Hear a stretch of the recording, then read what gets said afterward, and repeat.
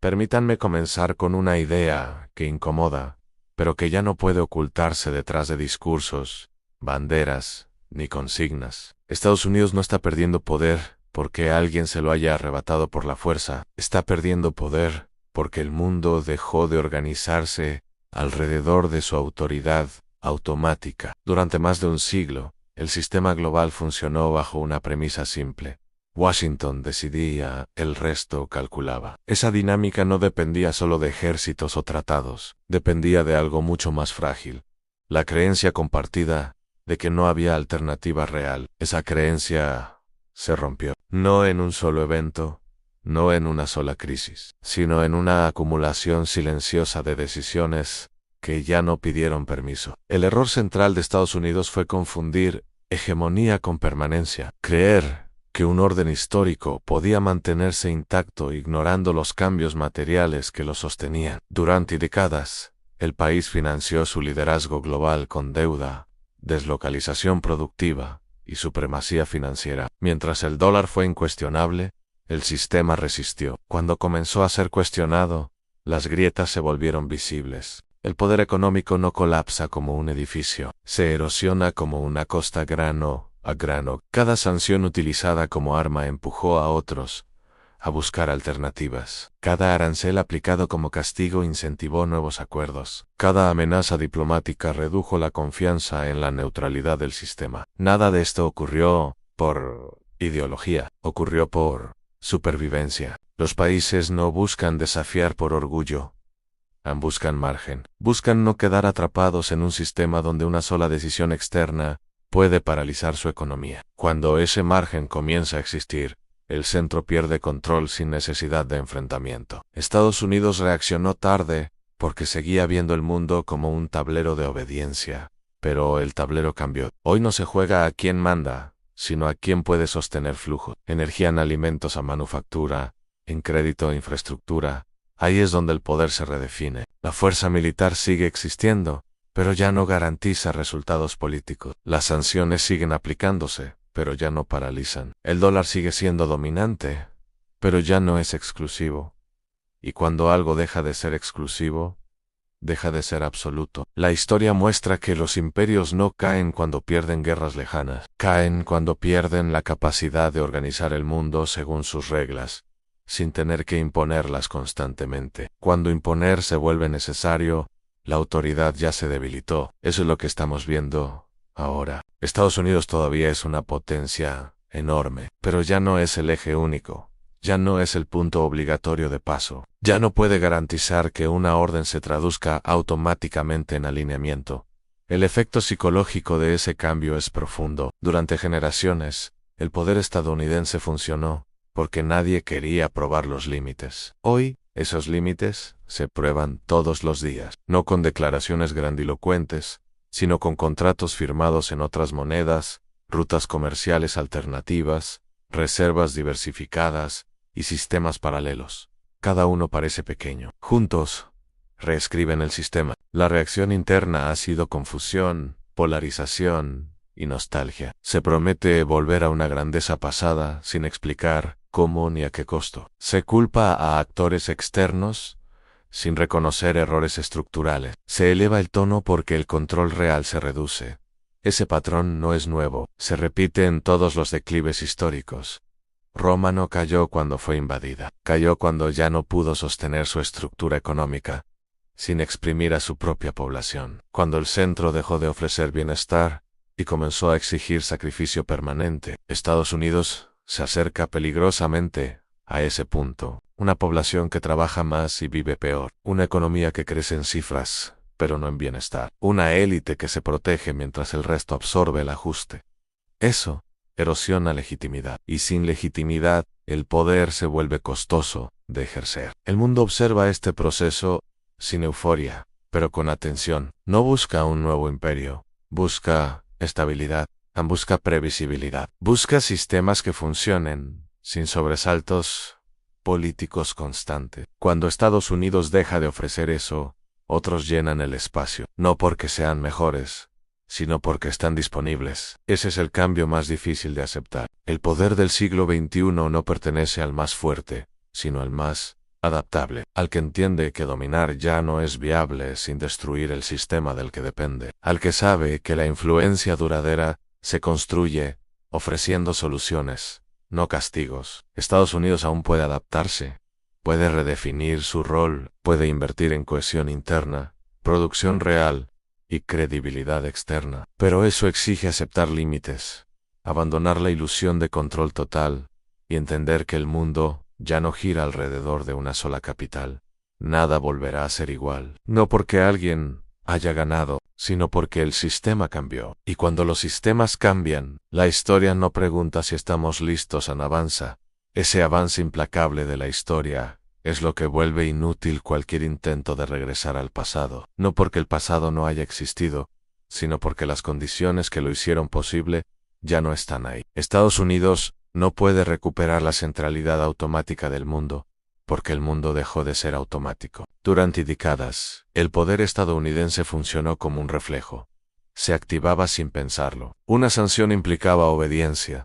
Una amenaza implicaba alineamiento. Una decisión implicaba consecuencias inmediatas. Hoy, ese reflejo se ha vuelto lento, incompleto y, en muchos casos, ineficaz. Eso no significa ausencia de poder. Significa transformación del poder. El problema es que transformar exige reconocer lo que ya no funciona, y reconocerlo implica desmontar mitos profundamente arraigados en la identidad nacional. El mito de la excepcionalidad permanente, el mito de la autoridad incuestionable, el mito de que el sistema global necesita un único guardián. Esos mitos sostuvieron cohesión interna durante generaciones. Abandonarlos genera vértigo político, pero aferrarse a ellos genera algo peor: parálisis estratégica. Mientras el discurso insiste en liderazgo absoluto, la realidad se organiza de forma distribuida. Mientras se prometen retornos a una grandeza pasada, el mundo invierte en estructuras nuevas. Mientras se eleva el tono, los flujos se desvían. Ese desfase entre narrativa y realidad es el signo más claro del declive funcional, no del colapso inmediato, del desgaste continuo, un desgaste que no se mide en derrotas visibles, sino en pérdida de iniciativa, en dejar de marcar el ritmo, en responder en lugar de anticipar. Estados Unidos fue durante décadas el gran anticipador del sistema. Diseñó instituciones, reglas, rutas, incentivos. Hoy, muchas de esas instituciones siguen existiendo, pero ya no definen por sí solas el comportamiento global. Se convierten en una opción entre varias. Ese cambio es profundo, porque altera la psicología del poder. Cuando un actor deja de ser imprescindible, cada negociación se vuelve más equilibrada. Cada presión requiere más recursos. Cada conflicto cuesta más. La hegemonía deja de ser rentable. Y cuando deja de ser rentable, el sistema busca otra forma de organización. El mundo que emerge no es necesariamente más justo ni más estable. Es más fragmentado y más complejo, más difícil de controlar desde un solo centro. Pero también es un mundo donde ningún actor puede imponer su voluntad sin pagar costos elevados. Ese equilibrio incómodo es la marca del siglo XXI. Estados Unidos aún tiene la posibilidad de navegar ese entorno con inteligencia, pero para hacerlo necesita abandonar la lógica de suma cero. Necesita aceptar que la influencia compartida no es derrota, que la cooperación no es debilidad, que la adaptación no es rendición. Ese aprendizaje es difícil para cualquier potencia que se pensó a sí misma como destino histórico. La historia demuestra que los imperios que sobreviven no son los que niegan el cambio, sino los que lo integran, los que renuncian a una parte del control para preservar relevancia, los que entienden que mandar menos puede significar durar más. Estados Unidos aún está a tiempo de elegir ese camino, pero el margen se reduce con cada año de negación. Mientras tanto, el resto del mundo no espera. Ajusta, aprende, diversifica, construye, no contra Estados Unidos, sin Estados Unidos. Esa es la diferencia clave. Y cuando un sistema aprende a funcionar sin su antiguo centro, ese centro ya no puede exigir ser indispensable, solo puede volver a serlo demostrando utilidad real. Ese es el desafío histórico que enfrenta Estados Unidos hoy. No recuperar el pasado, no imponer el orden, sino encontrar su lugar en un mundo que ya no gira alrededor de una sola potencia. Nada volverá a ser igual. porque el poder ya no se hereda, se gana cada día, y en esa competencia silenciosa, la flexibilidad será más decisiva que la fuerza. La historia ya dio el giro, ahora solo queda decidir cómo vivir en ella. Vivir dentro de esa nueva historia exige algo que el viejo orden rara vez practicó en escuchar, a no escuchar discursos, señales económicas, sociales, tecnológicas y culturales que indican hacia dónde se mueve el mundo real, no el mundo imaginado desde los centros de poder. Estados Unidos se acostumbró a hablar primero y a ser escuchado después. Hoy, ese orden se invierte. Primero observa, luego responde, y esa inversión, aunque parezca sutil, altera por completo la dinámica del liderazgo global. El problema es que observar requiere aceptar incertidumbre, y aceptar incertidumbre exige abandonar la ilusión de control total. Para una potencia que construyó su identidad sobre la idea de dirección y mando, esa transición es profundamente incómoda, pero es inevitable. La economía mundial ya no responde a una sola lógica, funciona como una red de nodos interconectados, donde el fallo de uno no paraliza el conjunto. Esa resiliencia distribuida es la respuesta directa a décadas de centralización excesiva. Cuando el centro se volvió impredecible, la periferia aprendió a protegerse. Ese aprendizaje no se deshace. Estados Unidos enfrenta ahora una realidad que ninguna potencia hegemónica desea enfrentar. La necesidad de competir sin poder imponer, de persuadir sin amenazar, de atraer sin obligar. Esa es la nueva definición de influencia. Y esa definición no se mide en bases militares, ni en sanciones aplicadas, sino en confianza acumulada. La confianza no se decreta, no se compra, no se impone, se construye lentamente y se pierde rápido. El uso reiterado del sistema financiero como arma erosionó esa confianza, no solo entre adversarios, sino entre aliados. Cuando incluso los socios comienzan a diseñar planes de contingencia para escenarios de presión, algo fundamental se ha roto. Ese quiebre no es reversible a corto plazo. Mientras tanto, el debate interno en Estados Unidos sigue atrapado en categorías del pasado. Se discute quién perdió el poder, quién traicionó, quién falló. Se buscan culpables individuales para un fenómeno estructural. Esa búsqueda distrae de la pregunta esencial. ¿Cómo se reconstruye influencia en un mundo que ya no acepta tutelaje? La respuesta no está en la nostalgia ni en la furia, está en la reinversión interna, en fortalecer la base productiva, en reducir desigualdades que socavan cohesión social, en ofrecer estabilidad normativa, en lugar de cambios abruptos, en demostrar que el sistema funciona para su propia población, porque ningún país puede liderar afuera si no convence adentro. La historia es clara en este punto. Las potencias que descuidan su tejido interno pierden autoridad externa, no por conspiración, sino por incoherencia en el mundo observa. Y cuando observa grietas profundas, recalcula. Ese recalculo ya ocurrió. Hoy, los países no buscan alinearse con un centro incuestionable, buscan asociarse con actores previsibles, buscan reducir exposición a shocks políticos, buscan acuerdos que sobrevivan a cambios de gobierno. Estados Unidos puede ofrecer eso, pero solo si abandona la idea de excepcionalidad permanente y adopta una lógica de reciprocidad real. Reciprocidad no como concesión, sino como estrategia. El mundo multipolar no castiga al que coopera, castiga al que insiste en mandar solo. Ese es el mensaje central de esta etapa histórica.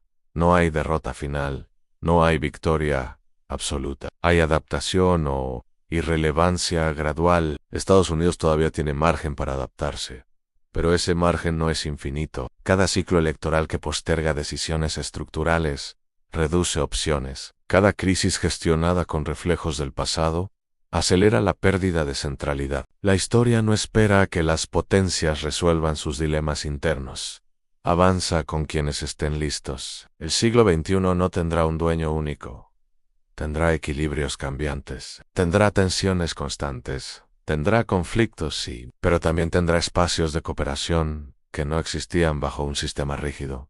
Ese mundo es más difícil de dominar, pero también más difícil de secuestrar. Y esa es, quizá, la lección más incómoda para quienes creyeron que el control era eterno. Estados Unidos ya no manda como antes, pero aún puede influir si entiende el momento. La pregunta ya no es si el mundo cambiará. La pregunta es, ¿quién sabrá cambiar con él? Cambiar con el mundo implica algo más profundo que ajustar políticas puntuales. Implica revisar la manera en que se concibe el poder, la seguridad y el éxito. Durante décadas, el éxito estadounidense se midió por la capacidad de imponer reglas globales. Hoy, ese criterio pierde sentido en un entorno donde las reglas ya no son únicas ni universales. El nuevo parámetro es la capacidad de convivir con la diversidad de sistemas sin intentar uniformarlos. Y eso requiere una transformación intelectual que no suele ser inmediata. Estados Unidos fue educado para liderar, no para negociar su lugar, para definir el centro, no para compartirlo, para marcar el rumbo, no para coordinar trayectorias paralelas. Ese aprendizaje histórico que fue una ventaja durante el siglo pasado, se convierte ahora en un lastre, porque negociar desde la igualdad exige aceptar que otros también tienen agencia. Ese reconocimiento no debilita, ordena. Los países que hoy ganan margen no lo hacen porque tengan más fuerza, sino porque reducen dependencias críticas. Energía, alimentos, financiamiento, tecnología. Cada dependencia reducida es una palanca de autonomía. Cada autonomía conquistada reduce la capacidad de presión externa. Ese proceso es acumulativo y, una vez avanzado, casi imposible de revertir. Estados Unidos aún conserva influencia en todos esos campos, pero ya no de forma monopólica. Y cuando el monopolio se pierde, la estrategia debe cambiar. Insistir en la lógica monopolística en un mercado diversificado genera fricciones constantes y resultados decrecientes. La política internacional se vuelve entonces un ejercicio de gestión, no de control. Gestionar implica aceptar pérdidas parciales para evitar pérdidas mayores. Implica ceder protagonismo en algunos espacios para mantener relevancia en otros. Implica priorizar estabilidad sobre demostraciones de fuerza. Ese tipo de cálculo no suele ser popular en el debate interno, pero es indispensable en contextos de transición. Mientras tanto, la narrativa del mundo sigue avanzando. Las nuevas generaciones crecen sin la referencia automática de un liderazgo único. Para ellas, la multipolaridad no es una anomalía, es el estado natural del sistema, y esa percepción con el tiempo se vuelve dominante. Cuando las percepciones cambian, el poder simbólico también cambia. Estados Unidos fue durante mucho tiempo el punto de referencia cultural, económico y político. Hoy, comparte ese espacio con múltiples actores. Esa competencia simbólica no se resuelve con sanciones ni con discursos. Se resuelve con resultados tangibles en calidad de vida, innovación accesible, en cohesión social. Esos factores pesan cada vez más en la legitimidad internacional. La paradoja es clara. Para recuperar influencia externa, Estados Unidos necesita concentrarse menos en el exterior y más en su interior, menos en castigar al mundo, y más en demostrar que su modelo sigue siendo funcional para su propia población. Esa tarea es compleja, pero no imposible. Requiere inversión sostenida en infraestructura real, educación que no excluya, salud que no quiebre familias, producción que genere empleo estable. Todo eso no es ideología, es base material del poder. Sin esa base, cualquier intento de liderazgo externo se percibe como vacío. El mundo no rechaza a Estados Unidos por principio. Rechaza la incoherencia entre discurso y realidad. Rechaza un sistema que exige disciplina afuera, mientras muestra fragilidad adentro. Corregir esa incoherencia es el verdadero desafío estratégico. No, Hayatayos, no hay soluciones rápidas, solo decisiones difíciles tomadas a tiempo. La historia juzga con dureza a quienes confunden grandeza con rigidez. La grandeza real se demuestra en la capacidad de adaptarse sin perder identidad, de cambiar sin desaparecer, de influir sin imponer. Estados Unidos aún puede hacerlo, pero el reloj no se detiene. Cada año que pasa sin ajuste profundo, consolida el nuevo equilibrio. Cada oportunidad perdida se traduce en menor margen de maniobra. Cada negación refuerza la percepción de declive. El mundo no necesita que Estados Unidos caiga para seguir adelante. Ya aprendió a avanzar sin esperar su permiso. La pregunta final no es si ese país seguirá siendo importante. Lo será. La pregunta es si aceptará ser importante de otra manera. Porque el poder del siglo XXI no se mide por quién manda más fuerte, sino por quién entiende antes cuándo dejar de mandar para poder seguir influyendo. Ese es el punto exacto de esta etapa histórica. Y aún está abierto. Aceptar ser importante de otra manera exige una redefinición profunda del orgullo nacional, no del orgullo vacío que se expresa en consignas, sino del orgullo funcional que se traduce en bienestar real, estabilidad institucional y capacidad de cooperación. Esa redefinición es difícil porque obliga a abandonar símbolos que durante décadas parecieron intocables. Pero la historia demuestra que los símbolos que no se actualizan se vuelven cargas. Estados Unidos convirtió el liderazgo en identidad, y cuando el liderazgo deja de ser incuestionable, la identidad entra en crisis.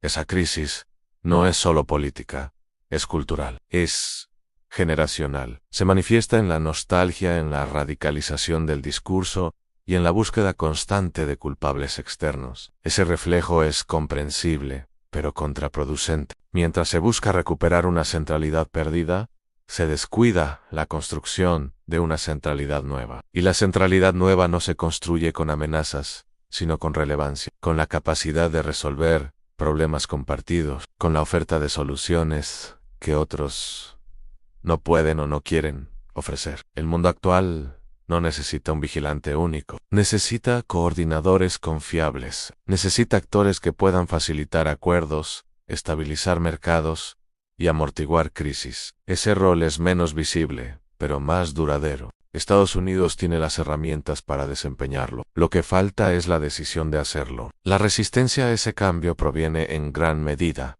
de una lectura equivocada del poder. Se confunde ceder control con perder dignidad. Se confunde cooperación con debilidad. Se confunde adaptación con derrota. Esa confusión ha sido explotada políticamente, pero no resuelve el problema estructural. El problema estructural es simple de enunciar y difícil de aceptar. El mundo ya no puede ser organizado desde un solo centro. Insistir en hacerlo genera fricción constante. Aumenta el costo de cada intervención, reduce la efectividad de cada herramienta y acelera la búsqueda de alternativas por parte de otros actores. Ese proceso no se detendrá por voluntad. La única forma de influir en su dirección es participar activamente en él, no resistirlo desde afuera. Estados Unidos puede contribuir a dar forma al nuevo equilibrio si acepta que su papel será distinto, no menor, pero sí diferente. Ese matiz es crucial. No se trata de desaparecer del escenario, se trata de cambiar la forma de estar en él. La política internacional del futuro inmediato será menos jerárquica y más negociada, menos vertical y más horizontal. Eso implica más complejidad, más lentitud y más necesidad de consenso, pero también reduce el riesgo de colapsos sistémicos provocados por decisiones unilaterales. Ese cambio favorece a quienes saben escuchar, no solo Habler. México y otros actores que redujeron dependencias entendieron esta lógica antes que muchos, no porque aspiren a dominar, sino porque buscan margen de maniobra. Ese margen, una vez ganado, se defiende con pragmatismo, no con grandilocuencia. Estados Unidos puede aprender de esa experiencia sin perder su identidad. Puede redefinir su liderazgo como capacidad de articular, no como habilidad para integrar intereses diversos, no para subordinarlos. La historia ofrece ejemplos de potencias que supieron hacerlo y conservaron influencia durante generaciones. También ofrece ejemplos de aquellas que se aferraron al control hasta quedar aisladas. La diferencia entre ambos caminos no está en la fuerza inicial, sino en la flexibilidad final. El siglo XXI premiará a quienes comprendan que el poder ya no se ejerce desde la cima de una pirámide, sino desde el centro de una red. Y en una red, la relevancia depende de la capacidad de conexión. Estados Unidos aún puede ser un nodo central en esa red, pero para ello debe aceptar que no es el único. Nada de esto implica renunciar a intereses propios, implica defenderlos de forma más inteligente, implica invertir en legitimidad, no solo en capacidad de presión. Implica entender que la estabilidad global beneficia incluso a quienes ya no mandan solos. El mundo que emerge será más exigente con todos. Habrá menos certezas, más competencia y más negociación constante, pero también habrá menos dependencia absoluta y más responsabilidad compartida. Ese es el terreno donde se definirá el futuro, no en la restauración de un pasado idealizado, no en la negación del presente, sino en la capacidad de adaptarse sin perder cohesión interna ni relevancia externa. La historia No castiga a quienes cambian, castiga a quienes se niegan a hacerlo cuando el cambio ya es inevitable. Estados Unidos está ante esa elección, y como siempre ocurre en estos momentos, la decisión no se anunciará con claridad. Se revelará con el paso del tiempo, a través de acciones coherentes, o de oportunidades perdidas. El mundo ya empezó a moverse. Ahora queda por ver quién se moverá con él, y quién se quedará defendiendo una posición que ya no existe.